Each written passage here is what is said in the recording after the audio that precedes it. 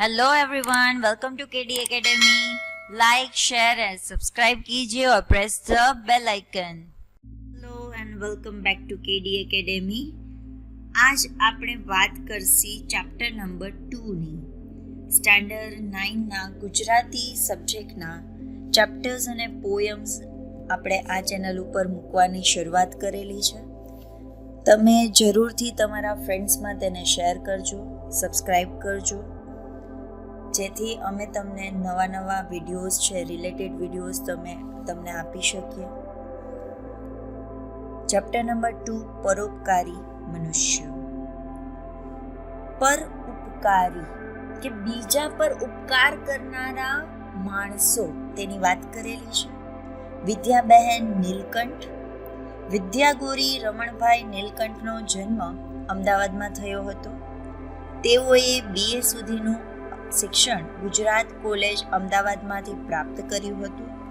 Forum, ગૃહદીપિકા, નારીકુંજ, જ્ઞાનસુધા તેમના લેખ સંગ્રહો છે. પ્રોફેસર ગોંડો કેશવ કર્વે ચરિત્ર તેમણે લખેલું છે. હાસ્ય મંદિરમાં તેમના હાસ્ય લેખો છે. સુધા હાસીની હિન્દુસ્તાનમાં સ્ત્રીઓનું સામાજિક સ્થાન એ તેમના અનુવાદના પુસ્તકો છે કે એઝ અ ટ્રાન્સલેટર તરીકે પણ એમણે કામ કરેલું છે. આ એક હાસ્ય નિબંધ છે. ખરેખર આ ચેપ્ટર તમે સાંભળશો ને તમને મજા આવી જશે, કારણ કે લોકો આપણા ઉપર કેટલો ઉપકાર કરતા હોય ને કેવી વગર મફતની સલાહ દેતા હોય તેના ઉપર આ ચેપ્ટર છે. પારકાની મુશ્કેલી જોઈને વણમાગી સલાહ આપનારા લોકોને કારણે સર્જાતી તકલીફોનું નર્મ મર્મ ગદ્યમાં નિરૂપણ છે. કે પારકા છે એટલે કે બીજા એ મુશ્કેલીમાં પડ્યા છે, એને જોઈ એ માંગતા નથી, છતાં આપણે એને સલાહ આપવા જઈએ છીએ અને તેના કારણે ઘણી બધી તકલીફો સર્જાતી હોય છે. એનું આખા ગદ્યખંડની અંદર છે નિરૂપણ કરેલું છે. દર્દીનું અને દર્દનું જે થવું હોય તે થાય, પણ પોતે બતાવેલો ઉપાય જ ઉત્તમ છે અને તે કરવાથી રોગ તરત જ ભાગી જશે એવો દાવો અનેક ઓળખીતા વણઓળખીતા લોકો કરતા જ હોય છે. કે ખબર નથી કે દર્દીને છે, દર્દી એટલે કે પેશન્ટ, એને કાંઈ પ્રોબ્લેમ થયો છે, એનું સોલ્યુશન નીકળશે કે નહીં એ કોઈને ખબર નથી, પરંતુ પોતે જે સોલ્યુશન આપેલું છે એ બેસ્ટ ક્વોલિટીનું છે અને તે કરવાથી તરત જ છે એને જે દુઃખ દર્દ થાય છે એ ભાગી જશે એવું એ લોકો એમ કહે છે કે ના 100% આમ કરો તમે, તમારું સોલ્યુશન આવી જ જશે. આવા લોકોની સલાહને અનુસરતા સર્જાતી વરવી સ્થિતિનું હાસ્ય નિરૂપણ આ નિબંધના કેન્દ્રમાં છે. આંજણીના નિવારણ માટે અપાયેલી અનેક સલાહોનું રસપ્રદ નિરૂપણ અહીં છે. આંખની અંદર આંજણી થયેલી છે. હવે આંજણીને નિવારણ માટે એટલે કે દૂર કરવા માટે, જલ્દીથી મટી જાય તેના માટે લોકો અહીં અલગ અલગ પ્રકારની સલાહ આપે છે. આ હાસ્ય નિબંધ દ્વારા માનવ સ્વભાવમાં રહેલી શિખામણ આપવાની વૃત્તિનો પરિચય મળે છે. કે મનુષ્ય છે ને એનો સહેજ સ્વભાવ છે કે પોતે મણમાંગી એડવાઇસ આપી જ દે, કે એને એવો સ્વભાવ હોય કે એની એવી વૃત્તિ જ હોય કે ભાઈ એડવાઇસ આપી દઉં. ચલો ચેપ્ટર શરૂ કરીએ. મને એકવાર આંજણી થઈ ગઈ હતી. 2-3 દિવસ મેં કંઈ ઈલાજ કર્યો નહીં. એમ જાણ્યું કે મટી જશે. એમાં શું ભારે દર્દ છે, પરંતુ આંજણીએ બહુ પીડા કરવા માંડી. એટલે અમારા ઘરના ડાક્ટર પાસે ગયો. તેમણે કહ્યું એના પર કાંઈ લગાડવાની જરૂર નથી, પાકે એટલે મારી પાસે આવજો, હું નસ્તરથી ફોડીશ. એક થઈ છે તેમાં કાંઈ ફિકર નહીં, ફરી થશે તો પીવાની દવા હું લખી આપીશ. બહુ પીડા થાય તો શેક કરજો. એકવાર જનરલ આંજણી થઈ હતી. 2-3 દિવસ તો કાંઈ ઈલાજ કર્યો નહીં. એમ જાણ્યું કે મટી જશે, પણ પછી તો બહુ દુઃખ થવા લાગ્યું. આંજણીએ તો બહુ પીડા કરવા માંડી. અમારા ઘરના જે ફેમિલી ડૉક્ટર હોય એની પાસે હું ગયો તેમણે કહ્યું કે અત્યારે કંઈ લગાડવાની જરૂર નથી, પરંતુ જ્યારે આંજણી છે પાકી જશે ને એટલે ત્યારે મારી પાસે આવજો, હું તમને એક નાનકડું એવું વેપન જેવું હોય નસ્તર, એનાથી હું તમને ફોડી આપીશ. એક થઈ છે ને એટલે કંઈ ચિંતા જેવું નથી, ફરી થશે તો પીવાની દવા હું લખી આપીશ. અને જો તમને તેમ છતાં પણ વધારે દર્દ થતું હોય તો તમે છે શેક કરજો. શેક એટલે કે ગરમ પાણીની કોથળી મૂકીને કે એ રીતે શેક કરવાની વાત નથી કહેલી, પણ સેજ ગરમ હવા કરી અને એના ઉપર મૂકવાની વાત કરી છે. હું ઘેર આવ્યો ત્યારે અમારા કુટુંબના એક મિત્ર મને મળવા આવેલા હતા. તેમણે કહ્યું, ભાઈ ક્યાં જઈ આવ્યા? આ આંખે શું થયું છે? મેં ઉત્તર દીધો, આંજણી થઈ છે, માટે ડાક્ટર પાસે ગયો હતો, પણ ડાક્ટર કહે છે એને છેડશો નહીં, એટલે કે એને અડવાની ટોટલી ના જ પાડી છે. એની કાંઈ દવા નથી, બીજી થશે તો પીવાની દવા આપીશ. આટલું સાંભળતા અમારા એક મિત્ર ક્રોધે ભરાઈ ગયા, એટલે કે એમને તો ગુસ્સો આવી ગયો મિત્રને. હરામખોરો, એટલે કીધું કે સાવ તમે તો નકામા છો, હરામનું કરવા વાળા છો. ડાક્ટરોને સરકાર ગાંસડા ભરીને મફતનો પગાર ખવડાવે છે, વળી કહે છે કે એની કાંઈ દવા જ નથી. ત્યારે એના ભણતરમાં શું કૂડો મૂકવાનો છે કે ગવર્મેન્ટને કેટલા બધા રૂપિયા આપે છે ડૉક્ટરોને સાવ મફતના, અને કહે છે કે આની કાંઈ દવા જ નથી થઈ. તો તમે શું ભણવામાં તમે કર્યું શું આટલો ટાઈમ? અને કહે છે કે જો બીજી થાય ત્યારે આવજો, એટલે બીજીની વાટ જોવાની ને એ ભાઈ સાહેબને ત્યાંથી પીવાની દવા લાવો કે એમના ગજવા ભરાય કે એને પૈસા મળે એટલા માટે શું એની પાસે પીવાની દવા લઈ આવવાની આપણે? એમાં દવા પીધે શું થાય? તમે પણ ભલા માણસ છો, એક કોડીનું ખર્ચ નથી. તુવેરની દાળ ઘસીને ચોપડી દો એટલે નરમ પડી જશે.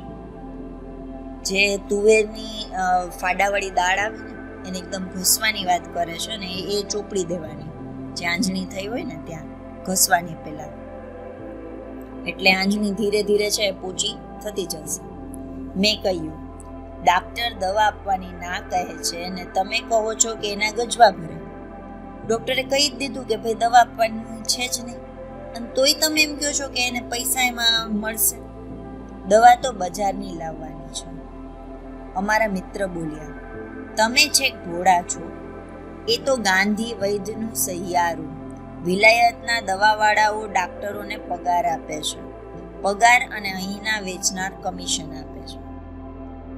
એટલે મિત્ર તો તરત બોલ્યા કે તમે તો કેવા છો, સાવ ભોળા માણસ છો. કારણ કે જે ફોરેનમાં જે દવાવાળા હોય ને એ ડૉક્ટરને સેલરી આપતા હોય છે, પગાર આપતા હોય છે, અને પગાર અને સાથે સાથે જ્યારે વેચે ને ત્યારે એના ઉપર એને કમિશન મળતું હોય છે. મેં વધારે તકરાર કરી નહીં, એટલે મેં બહુ પછી ઇન્ટરફિયર કર્યું નહીં એમાં. એટલામાં પોસ્ટમેન ટપાલ લઈને આવેલો હતો. તે કહે કે આ શેઠ ખરું કહે છે, દાળ ચોપડજો સાહેબ, પણ જરા ગરમ કરજો. ત્યાં તો એટલી વારમાં પોસ્ટમેન આવી જાય છે. એ પણ કહે છે કે હા આ શેઠ સાચું કહે છો કે દાળ તો ચોપડજો, પણ જ્યારે દાળ ચોપડો ને એ પહેલાં થોડી ગરમ કરી લેજો. અમારા મિત્ર કહે, અરે જોજો ગરમ ન કરશો, આંજણી ગરમીથી થાય, માટે ઠંડી દવા લગાડજો. ફરી એક મિત્ર કહે છે કે ના ના ગરમ તો કરતા જ નહીં હો, આંજણી ગરમીથી થાય છે, આપણા બોડીમાં હીટ હોય ને એના લીધે જ થાય છે. એક કામ કરો ઠંડી કરીને લગાડજો. મેં કહ્યું બહુ સારું, કેમ કે હવે તો એ કંટાળો એટલે કે બહુ સારું હાલો. નોકર પાસે દાળ ઘસાવી, પહેલી તો ઠંડી ચોપડી, વળી સાંજે ફરી ઘસાવી ગરમ કરી ચોપડી. એટલે પહેલી વાર ઠંડી ચોપડી લીધી, બીજી વાર ગરમ કરીને ચોપડી લીધી. બીજે દાડે બજારમાં કાંઈ લેવા હું ગયો તો દુકાનદાર કહે, સાહેબ આપને આંજણી થઈ જ છે તો જવ ઘસીને કાં ચોપડતા નથી? મફતની દવા છે, પણ જવ ઊભો ઘસવાનું ધ્યાનમાં રાખજો. તેને ત્યાં કોઈ બીજો ગૃહસ્થ આવેલો હતો. તે કહે, ઊભો નહીં આડો. મારો તો તેવો અનુભવ છે. હવે જવ એટલે શું થાય કે જે વીટ હોય ને એના ઉપર એક હસ્ક લગાડેલું હોય, એટલે એને આપણે જવ કહીએ ગુજરાતીમાં. અને જ્યારે લગ્નનો સમય હોય ત્યારે કન્યા પક્ષવાળા છે જવતલ હુમાવતા હોય, તો એ જવની વાત કરે છે. તો કે છે કે આ તો મફતની દવા છે કે જવ નામ ઊભો રાખીને ઘસજો. ત્યાં તો બીજો આવ્યો, એ કહે કે એને આડો ઘસજો, એવો મારો અનુભવ છે. મેં ઘરે જઈ એકવાર ઊભો જવ ઘસીને, બીજી વાર આડો ઘસીને ચોપડવા ધર્યું. એમાં આપણું શું જાય? જેનાથી મટવાનું હશે તેનાથી મટશે. દુકાનમાંથી નીકળ્યો એટલામાં પાડોશની ચશ્માની દુકાનના માલિકે મને દીઠું. તે મારી પાસે આવી કહે કે ભાઈ સાહેબ, મારું કહ્યું માનો તો આ તમને આંજણી થઈ છે, તે માટે એક ઝાંખા ગોગલ્સ લઈ જાઓ. એટલે દુકાનમાંથી હજી તો એ નીકળે જ છે, હજી તો ઊભો જાઉં ને આડો જાઉં ને એવી બધી વાતો કરે છે. ત્યાંથી પછી પોતે પાડોશીની એક ચશ્માની દુકાન હોય છે, એના માલિકે એણે જોઈ લીધો, દીઠો એટલે કે જોઈ લીધો, અને તરત આવ્યો બાજુમાં અને કહે કે ભાઈ સાહેબ, માનો ને તો એક ઝાંખા ગોગલ્સ છે, તમે લઈ જાઓ. હું મારા સ્વાર્થ માટે નહીં કહેતો, જોઈએ તો ખપ થઈ રહે એટલે એ જોડ પાછી મોકલાવજો. દુકાન આપની જ છે. મેં ચશ્માની જોડ વેચાતી લઈ પહેરી લીધી. એટલે એ કે આમાં મારો કાંઈ સ્વાર્થ નથી, કે આમાં મારી કાંઈ કમાણી કે એવું કંઈ જોતા નહીં, પણ તમને એવું થાય કે હવે યુઝ થઈ ગયા છે, ખપ થઈ રહ્યો છે, તો પાછી પણ મોકલી દેજો ફ્રેમ, દુકાન તો તમારી જ છે. એમ કરીને મેં ચશ્મા પણ વેચાતી લઈને પહેરી લીધી. ઘેર અમારા ઘરનો જૂનો મુનિમ આવેલો હતો. મુનિમ એટલે કે જે આપણા બધું અકાઉન્ટ ને બધું જોતું હોય ને એ. ચશ્મા કેમ ખાલ્યા છે શેઠ? આંજણીની હકીકત જાણી તે કહે, બધી વાત જવા દઈ કેસર ઘોડી ચોપડો. મારા બનેવીને ભાણેજને ફુવાને થઈ હતી. અમે તો એ ઈલાજ કર્યો હતો, રામબાણ છે, ઘડી એકમાં મટી જશે. એટલે એણે પણ કીધું કે બધી વાત તો જવા દ્યો, અને કેસર હોય ને સેફ્રોન, એને ઘસી નાખો ને એ ચોપડો. મારા બનેવી ભાણેજ ને ફુવાને થઈ હતી, એના ફુવાને થઈ હતી, ભાણેજના ફુવાને થઈ હતી. તો એ કે તરત જ છે એ આમ એક જ મોમેન્ટની અંદર છે મટી ગયું. કેસર મંગાવી મેં લગાડ્યું. હજામત કરવા હજામ આવ્યો. તે કહે કે સાહેબ, આ આંજણી પર શું લગાડો છો? સૌ કરતા સિંદૂર મગાવી દાબી દો તો તરત જ આંજણી દબાઈ જશે. કે આ શું લગાડો છો આટલું બધું? એક કામ કરો ને, સિંદૂર આવે ને એ લગાડી દો ને દબાવીને, આંજણી પણ દબાઈ જશે. સિંદૂર પણ મેં દબાવ્યું. ઓફિસમાં અમારી સાથે કામ કરનારામાં એક કહે કે ભાઈ, હમણાં આંજણીના વાયરા છે, તેથી થોડો દાડો રહીને મટી જશે. અહીંથી રજા લઈ એક દાડો ઓઢીને ઘેર સૂઈ રહો, ને તે કરતા કંઈ કરવું જ હોય તો એક ટૂચકો બતાવો. કે આંજણીના તો હમણાં છે ને ઇન્ફેક્શન જેવું છે જ, બધાને થાય છે. એક કામ કરો, એક દિવસ ઓફિસમાંથી લીવ લઈ લ્યો અને સૂઈ જાવ આરામથી, એટલે મટી જશે. અને જો કંઈ કરવું જ હોય તો હું તમને એક સોલ્યુશન આપું છું. તમે કોઈ વાંજણી સ્ત્રી જાણતા હો તો રાત પડે તેને ઘેર જઈ બારણા ઠોકજો. તે પૂછે કે કોણ? તો કહેજો કે હું આંજણી રાણી, આજ મારે ઘેર ને કાલે તારે, એમ કહી ચાલી આવજો. મારા સમ ટૂચકો અજમાવવા જેવો છે. વાંજણી એટલે કે જેને છોકરાઓ ના હોય ને તે સ્ત્રી. તો રાત પડે ને તો એના ઘરે જવાનું, એનું બારણું ખખડાવવાનું. એ પૂછે ને કે તમે કોણ છો? તો કહેવાનું કે હું આંજણી રાણી છું, આજે મારા ઘરે છું તો કાલે તારા ઘરે છું, એમ કહીને ચાલી આવજો.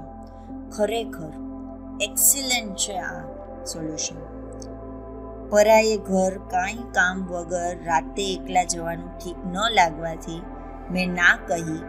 ત્યારે તેઓએ સાથે આવવા આગ્રહ કર્યો, ને તે રાતે મેં એ ઉપાય પણ અજમાવ્યો. પણ આંજણી તો જેમની તેમ રહી, કે જેમ હતી એવી ને એવી જ રહી.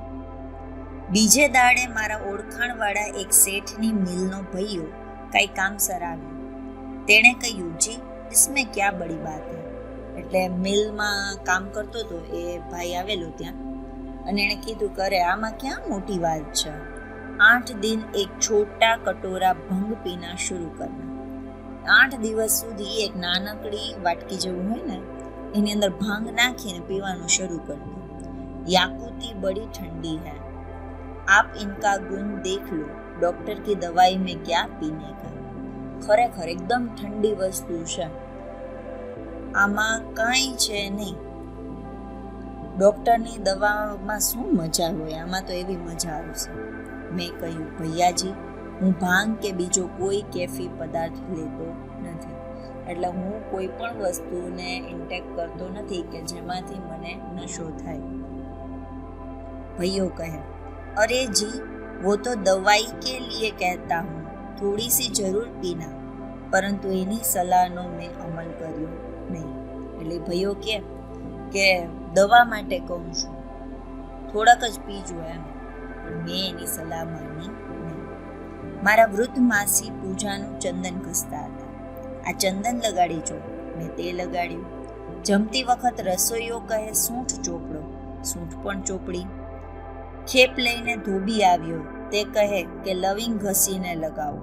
તે પણ લગાવ્યું. ધોબી આવ્યો બધું કામ પતાવીને. તો એ કે કામ કરો ને, લવિંગ છે એ લગાડી લો.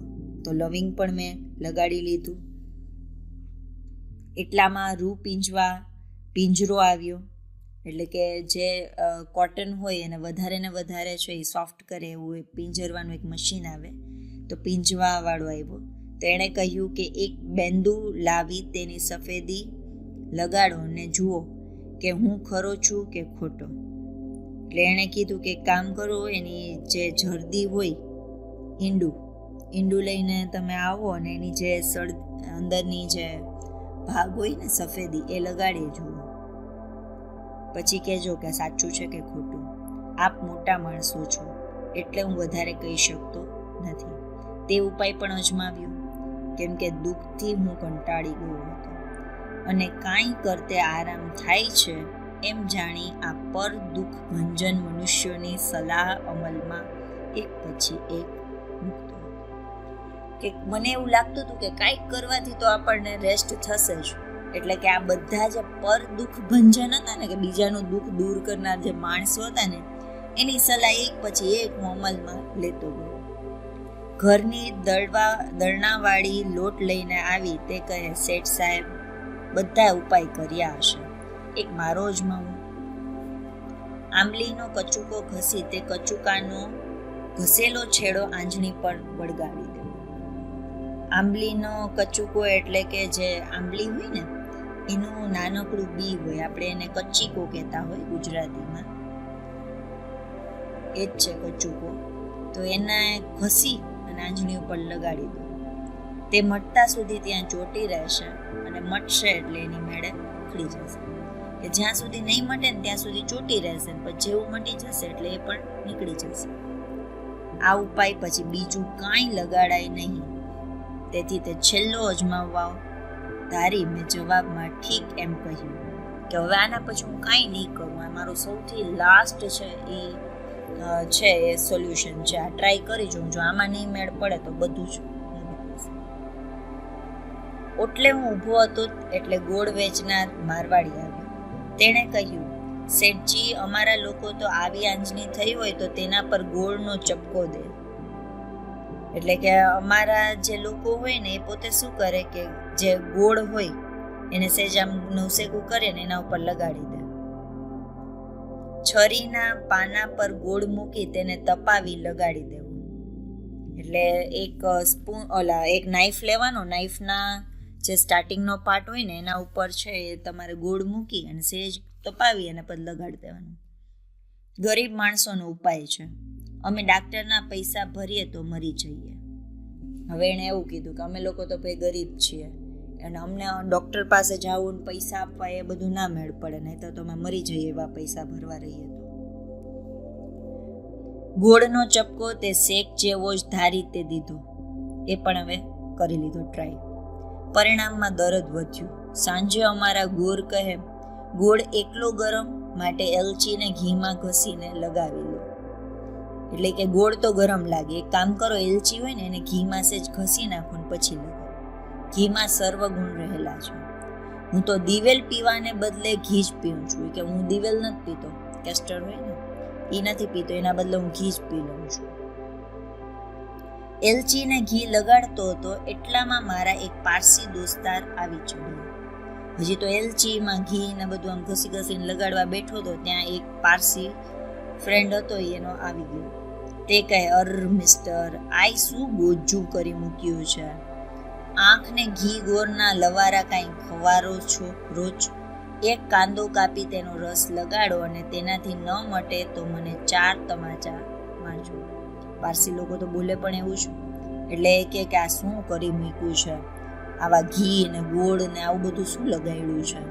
એક કામ કરો, કાંદો એટલે કે એક છે અનિયન, ડુંગળી છે કાપી નાખો, એનો રસ છે એ લગાડો, ન મટે ને તો મને 4 તમાચા મારજો. જેમ તેમ કરી કાંદાની દુર્ગંધ વેઠી મેં એ પણ લગાડ્યું. હવે તો આંજણીના અંદર શા હાલ હતા તે ખબર પડે તેમ નહોતું.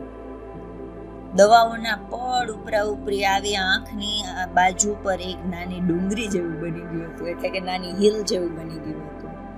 તે પર છેવટે આંબલીનો કચુકો પણ લટકાવી દીધો હતો. દરદ થયા કરતું હતું, તેથી ખબર પડતી હતી કે આ સર્વ ઈલાજો હજુ પોતાનું કામ કરી રહ્યા નહોતા, કે હજી જે પેન હતું તે એઝ ઇટ ઇઝ જ હતું. એટલા એક પણ નુસ્ખા છે કામ કરી રહ્યા નહોતા. વેદનાને લીધે હું સૂઈ રહ્યો અને હવે કોઈ પૂછે તો કહેવું નહીં એવો નિશ્ચય કર્યો.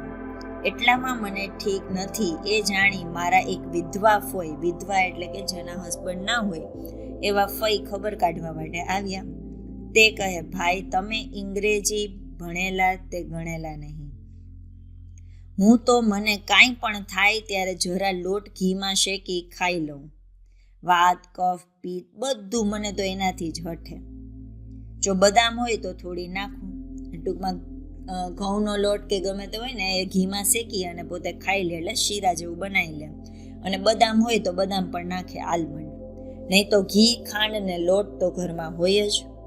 તાવ આવે, ઉધરસ થાય કે વા આવે, માથું દુખે કે સડે ખમ થાય, પણ મારો તો એક પેટમ ઈલાજ છે, એટલે કે નંબર 1 ઈલાજ છે, ટોપ નંબરનો. પેટમાં દુખે તો પણ તે દાડે નહીં પણ બીજે દાડે ઉપાય કરવો કે દુખાવાથી થયેલી અશક્તિ મટે.